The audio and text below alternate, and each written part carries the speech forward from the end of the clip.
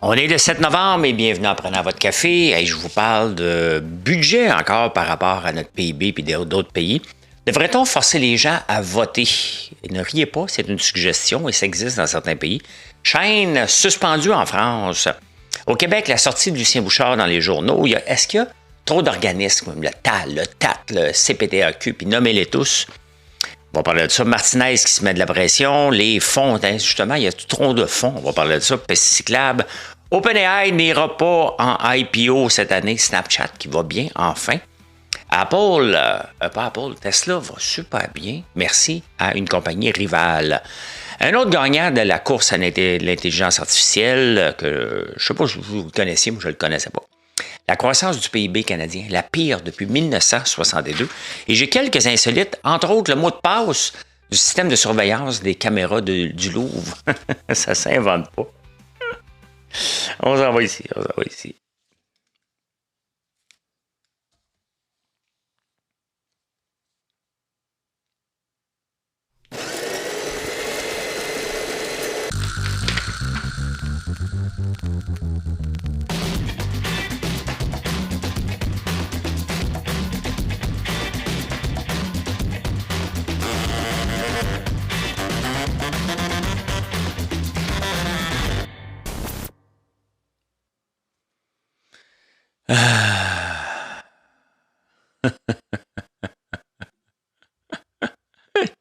Je ris parce que mes foutues transitions ne marchent pas.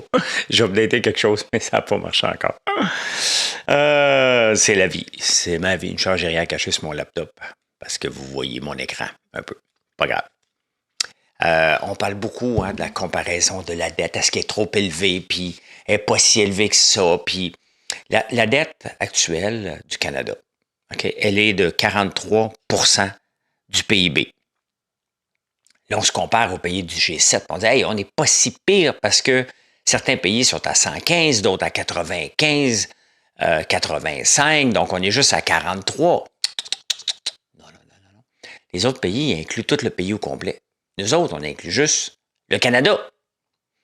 Dans le Canada, il y a 10 provinces, 3 territoires. Il y a des municipalités. Fait que si on ajoute les provinces sans ajouter les municipalités, on est à 75 % parce qu'on a la dette, là. On a une municipalité après. Donc, on frôle probablement parmi les pires pays du G7. Mais on aime ça cacher puis nous faire croire. Mais il faut regarder l'ensemble. Maintenant, pourquoi se comparer aux pires pays? On se compare à l'Angleterre puis à la France. Avez-vous vu ce qui se passe en France et en Angleterre? Ça fait le 7e premier ministre depuis que Macron est là. Ça passe pas des impasses budgétaires constamment. Allez lire les journaux. Allez pas lire, je vous les lis pour vous autres. Les journaux de l'Angleterre, c'est la débandade totale. C'est le chaos pour essayer de faire passer un budget, puis augmenter les taxes, puis tout ce qu'on veut. Parce qu'à un moment donné, il va falloir augmenter la TPS ici. Il n'y aura pas de secret, là. On va falloir augmenter des taxes un petit peu partout. On n'aura pas le choix. On n'aura pas le choix. Parce que, à un moment donné, il faut la payer, la dette. La dette, là, la TPS ne couvre même pas. Tout l'argent qu'on ramasse avec la TPS ne couvre même pas les intérêts de la dette. Ça, c'est 56 milliards qu'on paye, là, juste cette année, qui s'en va comme du vent.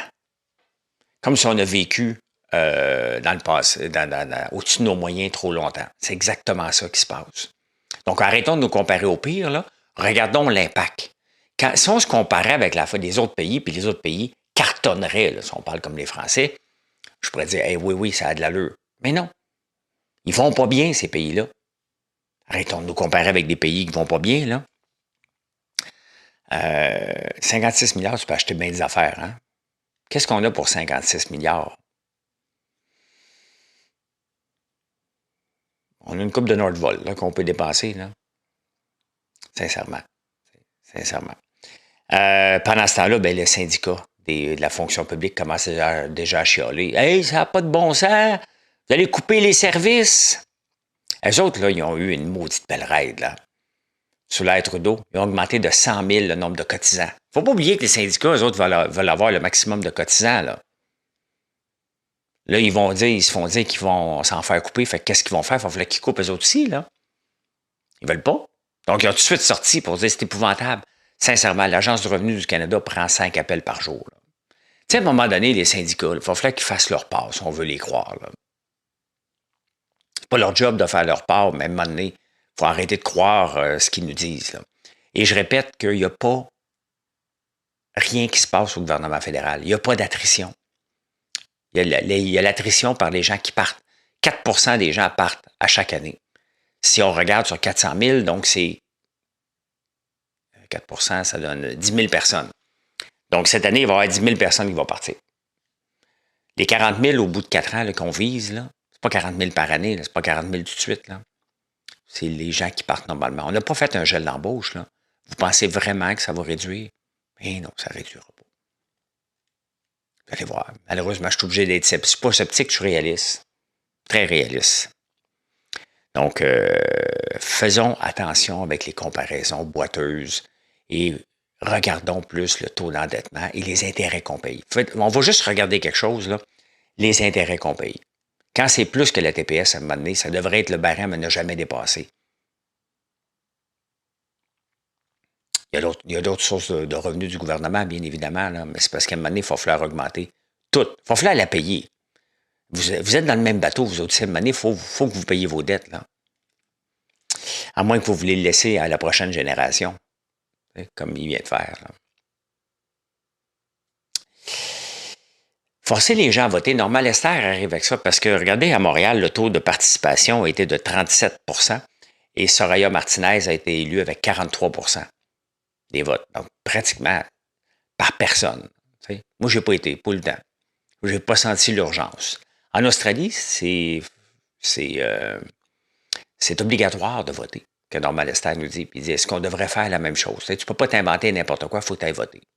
Des non-voteurs à répétition, là, sincèrement, je ne comprends même pas comment ça se fait que l'Australie est là, est là-dedans. Là, t'sais. Si on ne va pas voter, c'est peut-être parce que ce n'est pas intéressant, pantoute. Pantoute. Puis on s'entend à Montréal, là, avec ce qu'il y a, est-ce que ça aurait fait une différence? La réponse est non. Tu sais, est-ce que si tout le monde va voter, ça fait une différence? Ou l'échantillonnage est assez fort pour dire, regarde, ça a été correct. Forcer les gens à voter. Tu sais, maintenant, on a tellement de contrôle ici, là. Non, ça ne m'intéresse pas, moi. Je vais y aller voter si ça me tente et si les candidats ont de l'allure. On va pas aller voter pour quelqu'un qui n'a pas d'allure. Soraya, on va attendre, là. On va attendre un peu, là. Shein, le magasin Shein, avez-vous déjà acheté là-dessus? Moi, je n'ai jamais acheté. J'ai déjà acheté sur Temu, mais jamais sur Shein. Shein vient de se faire fermer son site web en France.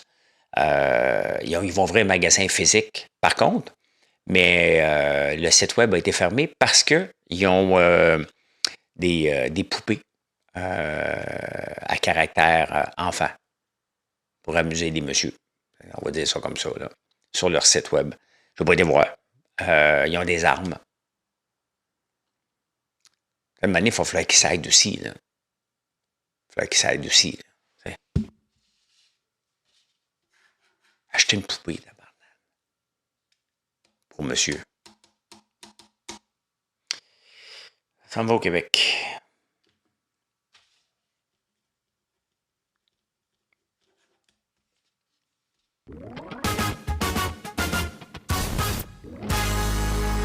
C'est tellement pas bon.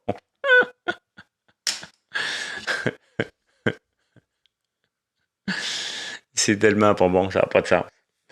Mes transitions.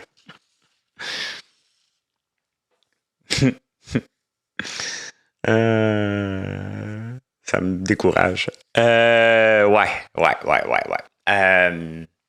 J'ai-tu marqué mon temps? Ouais. Lucien Bouchard. Lucien Bouchard qui fait une sortie dans les journaux, accusant Christian Dubé. Sincèrement, tu sais, on va l'appeler M. Bouchard, tu as eu une belle carrière. Là, les médecins font le bacon et ils représentent les médecins. Il est embauché pour ça. C'est correct. Mais tu sais, si tu es embauché, tu peux dire, regarde, calmez-vous un peu, vous ne perdez pas grand-chose.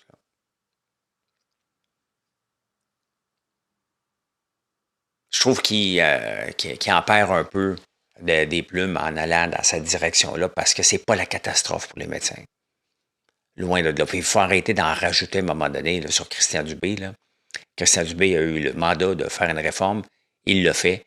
Il va payer le prix ou pas, comme tous les anciens ministres de la Santé qui ont à peu près pas réussi.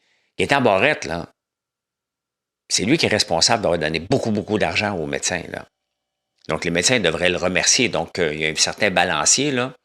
On va arrêter de chialer un petit peu, là. Hein. Mais le voir sortir, puis de planter le gouvernement, puis Christian Dubé. Ben oui, Christian Dubé. Tu sais, les négociateurs là, peuvent bien aller dans une direction, puis Christian Dubé va arriver à la table et dire non, non, non, non, non. On s'en va pas pantoute dans cette direction-là. C'est pas ça que je veux. Il a le droit. Pensez-vous que je fais pas ça à l'occasion, moi? Que j'ai jamais fait ça? Les gens prennent une direction dans l'entreprise, je peux arriver et dire oh non, non, non, non. C'est pas de même, c'est pas là partout que je veux m'en aller. Là. C'est normal. Pas besoin de l'accuser, c'est normal. Normal, normal, normal. Est-ce qu'il y a trop d'organismes puissants au Québec? On entend parler dernièrement le tribunal administratif du travail, tribunal administratif du logement, la régie du logement, la CPTAQ, Commission de la protection du territoire agricole. Là, j'en oublie un paquet, là. Mais ça, c'est tous des organismes presque indépendants, autonomes, qui font la loi au Québec. Ils sont au-dessus presque des ministres. Est-ce qu'on a créé des monstres qui gèrent à leur façon? Je pense que oui. Je pense que oui. Il n'y a personne qui va aller revoir ça, là, mais chaque ministre devrait revoir les organismes puissants qui décident pour faire changer ça. Moi, je trouve qu'ils sont trop puissants. Tu ne peux pas être plus puissant que quelqu'un qui est élu, au point de vue décisionnel. Je veux bien croire que l'élu, il n'est peut-être pas le plus brillant sur la terre, là, tout le temps, mais il est élu.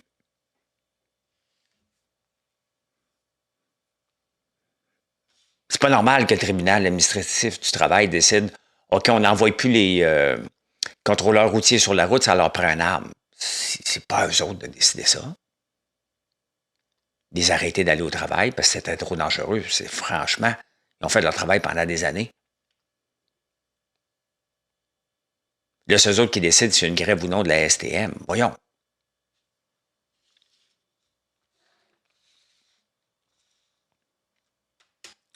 Soraya Martinez a dit qu'elle voulait que le conflit se règle à la STM en 10 jours. Mais là, elle est déjà dans les... Sincèrement, là, va bien donner une chance, mais là, les paroles creuses puis les objectifs niaiseux, là. Comment qu'elle va le régler? En 10 jours. En mettant de l'argent sur la table. Beaucoup d'argent sur la table. Pas un peu, beaucoup. Le syndicat de la STM, c'est pas des enfants de cœur. Ils vont vouloir avoir ce qu'ils veulent. Et ce qu'ils veulent, c'est 25 %. Ils ne négocieront pas. Rien en bas de ça. Tu veux le régler en 10 jours? Les autres sont contents, là. Ils disent ah ah, ben voici. Voici nos conditions. On va voir, ça a une colonne vertébrale. Après moi, elle est dans les... je suis belle, je suis beau, je suis fin, je suis capable. Là. Il n'y aura pas de choses magiques avec la STM. Ils ont ce qu'ils veulent ou ils restent en grève.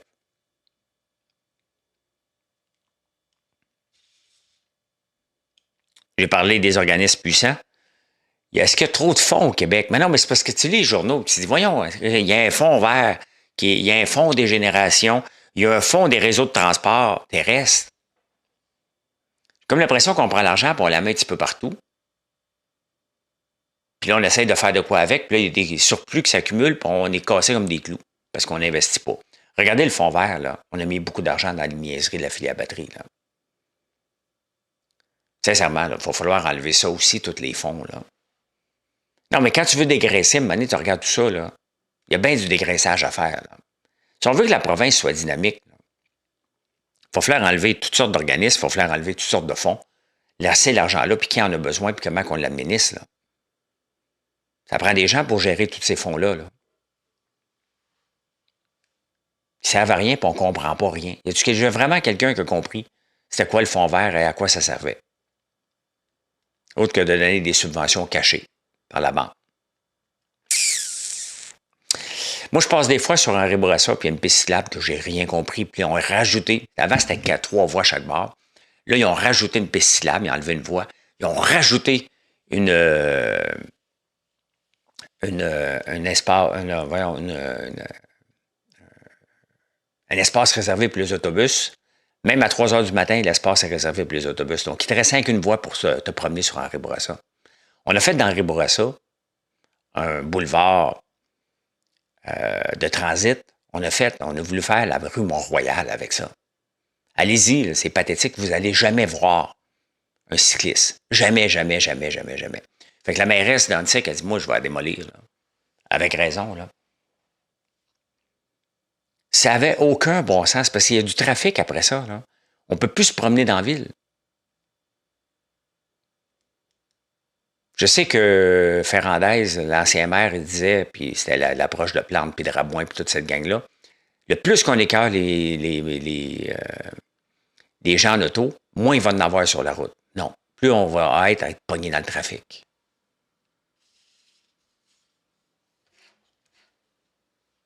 Mais Soraya, il va falloir qu'elle arrête de dire des phrases creuses, là, puis de revenir sur sa décision. Et à date, là, ces 2 premières journées, c'est pas glorieux. Là. On voit qu'elle manque de tonus un peu. Là. Mais on voulait tellement pas l'autre gang de morons qu'on l'a voté. Il faut juste se calmer les nerfs. Là. On n'a pas, je vais le répéter plusieurs fois, on n'a pas voté une femme issue de la loi 101. On n'a pas voté, on a voté pour n'importe quoi sauf Rabouin. Donc maintenant, montre-nous que n'importe quoi qu'on a mis en place valait quelque chose. Là. On s'en va en finance.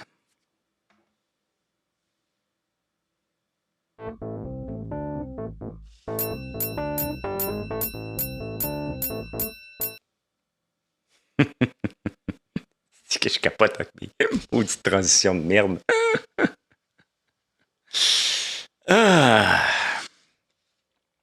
Apple qui veut concurrencer les Chromebooks. Tu sais, ça coûte pas cher un laptop Chromebook. Hein? Donc, Apple qui veut concurrencer comme un laptop comme le mien qui ne fournit plus. Là, ça vaut quoi? Je l'ai acheté il y a 2 ans, là, 3 ans, 2 ans. Il y a encore sa garantie, donc 2 ans peut-être. Ça a dû coûter 4000 $, à peu près. Là, ils veulent en faire dans le cheapo. Parce qu'à un moment donné, qu'est-ce que tu veux qu'ils sortent de plus? Dans quel marché tu veux qu'ils aillent? Apple, ils ont sorti leurs grosses lunettes que ça ne pogne pas. Pas encore. Ils n'ont pas de bague. Ils ont un téléphone. Ils ont sorti les nouvelles AirPods que j'adore beaucoup. Je les ai achetés. Donc, Apple qui veut concurrencer, mais qu'est-ce que ça donne sur l'action?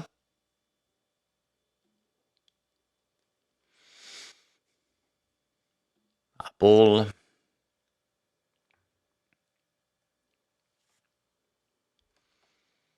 Ouais, ça donne rien. Ils font pas mal du surplace.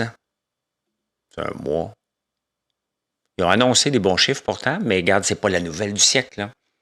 On rêve tous d'avoir un ordi moins cher, là, mais il faut que ça soit assez puissant. Là, avec les applications d'aujourd'hui, ça ne fournit pas du tout, du tout, du tout. Fait que je veux bien pas le payer cher, mais qu'est-ce qu'on va viser avec ça? Quel marché qu'on va viser? Marché des étudiants? Ça dépend ce que tu roules. Moi, je roule juste des applications web puis TradingView. Je suis obligé de les fermer tout le temps. Sora, c'est impossible de rouler ça là-dessus. Je suis obligé de le fermer, il prend tellement de mémoire. Là. Xpeng qui font des autos. C'est un concurrent de Tesla. Ont annoncé, là c'est à la bourse de Hong Kong, donc si je regarde sur 5 ans, j'ai pas 5 ans, bien sur 1 an. On peut reculer. Bon, en 2021, c'était la folie. Là, je regarde à la bourse de Hong Kong. Mais Xpeng qui ont annoncé, on va aller voir 5 jours.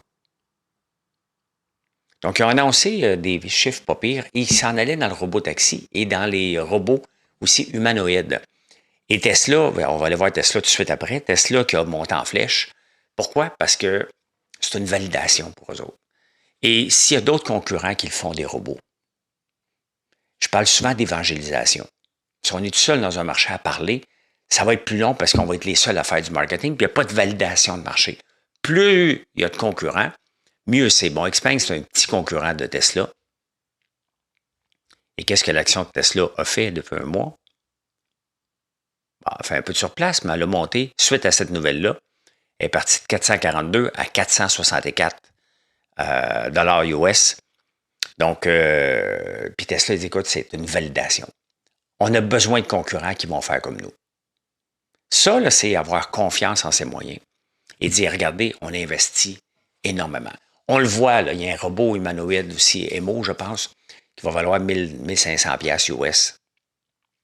Donc, on le voit que là, c'est probablement en 2026, maximum, on va avoir des vrais robots capables de faire des tâches qui ont de l'allure. Moi, je trouve ça cool. Je trouve ça cool. Est-ce qu'on va regarder comme dans la fonction publique, on pas avec de faire ça, là. Mais certaines entreprises, il y a des tâches. Mettons passer le balai, là. Mettons la STM, là. Ceux qui font le ménage, là. Ils n'iront pas avec des robots, mais ils pourraient, là. Enfin, ils pourraient le faire avec des robots. Donc, moi, je rêve, okay, comme les robots taxis, là. Je rêve sincèrement, c'est même pas au Canada, là, d'être écrasé, de me faire déplacer comme si j'étais dans un train. C'est ça que je rêve de l'auto du futur. Moi, tenir un volant, tenir la pédale de gaz, ça ne m'intéresse pas. Voir du paysage, ça va, mais être capable de travailler en même temps ou d'écouter un film. De maximiser mon temps de déplacement. Je rêve à ça. Je rêve à ça. Mais pendant ce temps-là, les amis, on va regarder tout de suite qu'est-ce que ça a fait. Bien, il vaut enfin 500 milliards, Elon Musk, grâce à merci à Xpeng et les robots. Il vaut enfin 500 milliards. Et d'ailleurs, pour Elon Musk, il va être payé 1 milliard, 1 trilliard, là, son package d'ici 2000, je ne sais pas trop quoi. Et il y a une condition, c'est que s'il vend 1 million de robots d'ici 2030, il va pouvoir avoir une bonne paye. Donc, il va mettre beaucoup l'emphase là-dessus. Larry Ellison a monté beaucoup aussi à Oracle du bien faire, 306 milliards. Je n'avais pas regardé. Par contre, j'ai regardé dans la liste. Honnêtement, c'est juste du divertissement. C'est pas comme, OK, c'est intéressant. C'est comme la bourse, hein, pour ceux-là. Mais Michael Dell aussi, que je n'avais pas remarqué, qui est dans le top 10. Il a quel âge? Il a juste 60 ans, Dell. Il est donc bien jeune, Michael Dell. Les ordinateurs Dell, la progression, il valait 22 milliards en 2020. Il en vaut un petit peu plus aujourd'hui, quand même. Hein? On va aller voir Oracle. Y a-t-il une nouvelle d'Oracle que j'ai manquée? Oracle, where are you, Oracle? Ah, Oracle. Je vous amène ici, Oracle.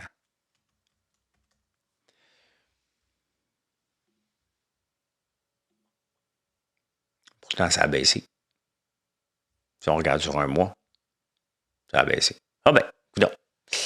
Ça a baissé, c'est ce que je vous dis. Donc, Tesla trouve une très bonne nouvelle d'avoir de la compétition. Et moi aussi. Moi, j'aime ça aussi. Regardez, là, je vous parle beaucoup de l'huile de tournesol à haute teneur oléique, ce qu'on fait. Et à toutes les fois, il y a tout le temps qui me dit non, non, non, c'est pas bon de l'huile de tournesol.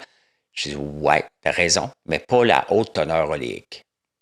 C'est un grain qui est différent et qui est meilleur, aussi bon. On va dire aussi bon que l'huile d'olive parce qu'il y a des propriétés d'huile d'olive qui sont encore meilleures. Puis il y en a d'autres de l'huile de tournesol, mais disons que c'est une très, très, très bonne huile. Mais si on est plusieurs à en parler, ben, je ne suis pas tout seul à l'évangéliser, puis vous allez dire, ah, l'huile de tournesol, OK, c'est un bon. C'est automatique. Vous devez avoir un automatisme de prendre de l'huile de tournesol au lieu de prendre de l'huile d'olive. C'est ça que je dois vous convaincre. Mais si je suis seul à le faire, c'est dur, c'est long, c'est épuisant. Si on est plusieurs à le faire, ben, c'est parfait. Et OpenAI qui n'ira pas en bourse avant 2027. Donc, c'est une maudite bonne nouvelle parce que ça m'inquiète le plus possible, au plus haut point, que la bulle explose avec OpenAI. Donc, qui veulent retarder, là, puis je pense que c'est sage pour eux aussi, le temps qu'ils ramassent des revenus, qui arrangent leur modèle d'affaires, que Sora s'implante plus ou d'autres choses qu'ils vont développer. Je trouve que c'est une maudite bonne affaire que c'est retardé. Je suis quand même content parce que j'ai du Snapchat. Et Snapchat, ça fait longtemps qu'il en arrache. Écoute, ça, c'est Ça, je l'ai dans mon CELI. Ça, c'est quelque chose que je n'ai pas vendu. J'aurais dû vendre quand c'était 92$. Je ne l'ai pas vendu, ça a droppé bien raide. Hein? Là, ils remontent. Pourquoi? Parce qu'ils ont rapporté des revenus. Ils ont quand même 1 milliard d'utilisateurs, hein, monthly, à chaque mois. Et là, les revenus sont une belle surprise de l'augmentation. La surprise, c'est qu'ils perdent moins d'argent que prévu. Donc, une surprise de 50% et une surprise de 1,14 sur les revenus, quand même. Hein? De plus, 1,51 milliard dans le dernier trimestre. Donc, c'est une bonne nouvelle. Il y a quand même beaucoup, beaucoup de gens. Où ils ont eu un peu de misère, c'est qu'en Autriche, les jeunes de 17 ans et moins ne peuvent plus aller sur les réseaux sociaux. Donc, Snapchat est beaucoup des jeunes. D'ailleurs, beaucoup, beaucoup de jeunes. Donc, je trouve ça, c'est une bonne nouvelle. Je suis loin de payer 12$. Là. C'est à 8,82 en ce moment. Donc, mais ça valait 92. Voilà. Hein, quand on ne vend pas, ben on ne vend pas. Un autre gagnant que je veux vous montrer, que je ne connaissais pas, vous connaissez peut-être, Bloom Energy. Bloom Energy, ce qu'ils font, ils font de l'électricité à partir du gaz naturel liquide. Donc, tout ce que les centres de données ont besoin maintenant, les centres de données AI, écoute, c'est spectaculaire. Là. Au mois de juillet, ça valait 24$, ça en vaut 141. Ils signent des deals de plus en plus. Les centres de données ont besoin d'électricité. Là. Tu sais, ça fait partie de la bulle AI, ça, tout cet écosystème-là. Là. Ça s'appelle BE à la bourse, donc Bloom Energy, que je ne connaissais pas. Mais voilà. Hein? On a eu une drop cette semaine. Hein? À la bourse de 2%, ça a fait peur un peu à tout le monde. Ça calme les ardeurs, puis tout le monde est bien sénère. Est-ce que les gens se souviennent, il y a à peine un mois, une drop de 800 points du Nasdaq, 3,56%. Vous n'en souvenez plus. Hein? C'est ça la bourse, on oublie rapidement. Rapidement. Et qu'est-ce qui s'était passé? C'est Trump un matin qui s'est levé, qui était pour mettre des tarifs de 100% sur la Chine. C'est ça qui s'était passé. Là, c'est différent cette fois-ci. La petite drop qu'on a eue, ça a été récupéré déjà en partie. Mais c'était, OK, là, on est frileux, là, on a peur. Là, Palantir, entre autres, là on a peur vraiment qu'il y ait une bulle trop grande. Là. Donc, puis de toute façon, c'est le temps de se calmer les nerfs un peu, là, mais personne ne se souvient de la drop de 3,56. On peut le regarder, là.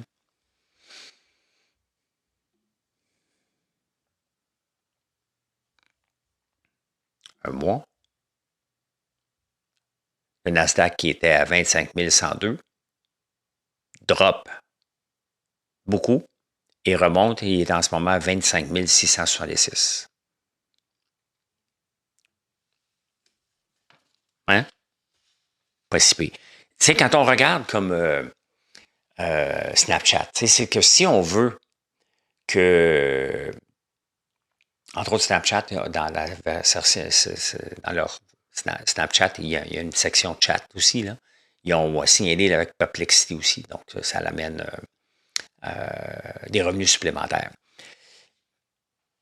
Mais si on veut que ça monte, il faut que toutes les compagnies aient une progression. Puis toutes les compagnies veulent avoir une progression. Ce n'est pas tout le temps le cas.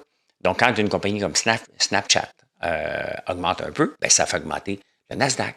S'il y en a une autre petite comme ça, Bloom Energy, fait monter le S&P 500. Donc, c'est ça. Hein, c'est une poussée des entreprises, mais là, c'est bien évident que tout pousse vers l'intelligence artificielle, mais les centres de données là, sont là pour rester pour un bout. Là. L'intelligence artificielle, il va y avoir des perdants, c'est évident. Mais, entre-temps, ceux qui achètent des centres de données, le temps qu'ils l'installent, on parle de 2-3 ans, là. Peut-être 5 ans, là. La croissance du PIB au Canada, c'est la pire depuis 1962. Qu'on a eu 4 années aussi mauvaises que ça, de moins de 2%. Ce qui n'est pas beaucoup, là. Moins de 2% par année, c'est des peanuts. En 1962, suite au boom de 1950, une récession aux États-Unis en 1958, on avait développé beaucoup les ressources des surplus et notre croissance a été beaucoup, beaucoup affectée. Le dollar avait baissé aussi. Donc, c'était de 1958 à 1962 qu'on a revécu une situation aussi pire que celle qu'on a en ce moment, parce que c'est catastrophique. Là. Malgré des déficits monstres, on n'est pas capable de gérer de la croissance. C'est ça qui est épeurant dans le déficit actuel. Là. Son genre de croissance de 5, 6, 7 ça va se repayer. Bon, on fait de on stagne. Le dollar devrait même baisser, qui était à 70 cents, 70,91 ce matin, devrait descendre. Moi, je pense depuis longtemps qu'il devrait descendre autour de 65. Et c'est ce que les économistes pensent en ce moment, c'est qu'il n'y a pas rien pour attirer de flux étrangers massivement. Donc, que le dollar devrait baisser autour de 67 cents, ce qui est bon pour les exportations, mais qui n'est pas bon pour quand on voyage. Et Netflix a baissé beaucoup aussi cette semaine. Une bonne drop. Ils n'ont pas eu les revenus estompés, prévus. Estompés, ça se dit-tu? Les gens pensaient qu'ils étaient pour avoir 5,87 milliards. Ils ont eu 6. Non, les gens pensaient 6,9 milliards de profit. Puis ils n'ont fait juste 5,6. Donc, pas beaucoup de profit. Ils ont dû investir beaucoup. Une des choses, pourquoi je vous le montre, c'est que là, il voit bien que Spotify prend beaucoup des podcasts. YouTube aussi. Donc, à partir de 2026, il va y avoir 16 podcasts chaque jour. Là, un peu comme Joe Rogan, un peu comme que je fais là sur le divertissement, sur les nouvelles, un peu partout. Donc, ils vont faire de la place. Il va y avoir une section sur Netflix où on peut aller écouter ça. Donc, Netflix ne se laissera pas damer le pion par... Ben, il est déjà pas là, mais il ne peut pas l'ignorer parce qu'il y a un gros boom qui s'en vient. Pas qui s'en vient, mais qui est là de toute façon. Donc, on s'en va à Insolite.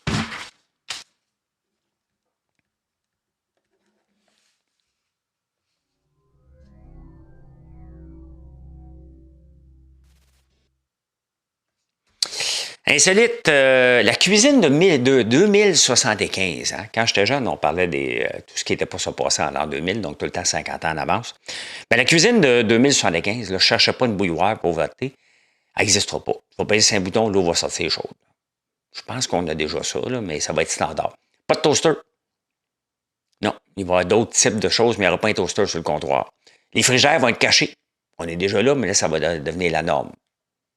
Moi, mon frigidaire ici est caché, puis dans ma cuisine que je rénove en campagne, il va être caché aussi. Donc, en 2075, ça va être la norme. On pense déjà à ça. Hein? Hey, les mots de l'année techno. En 2013, c'était geek. Cette année, vibe coding. Probablement que la plupart des gens que je vous dis ça, ça ne vous dit rien.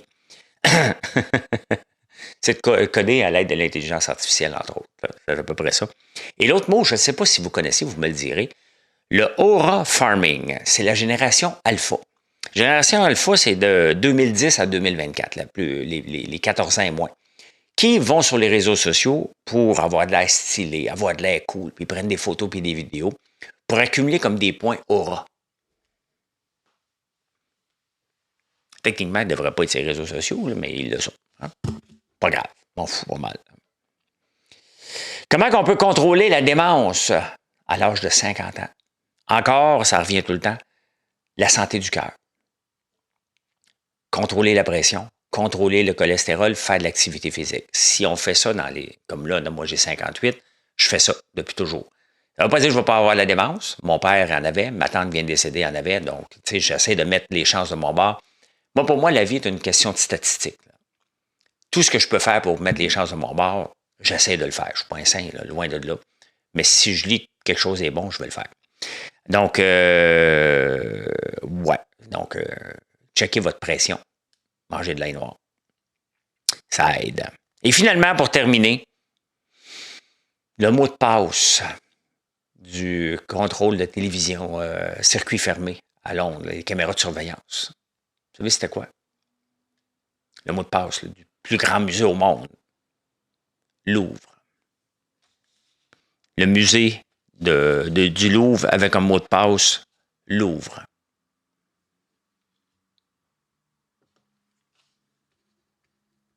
Mission accomplished. Ben merci. Merci d'être là. Je vous souhaite une excellente journée. Puis venez nous voir. FrançoisLambert.one. O-N-E. Bye. Bonne journée.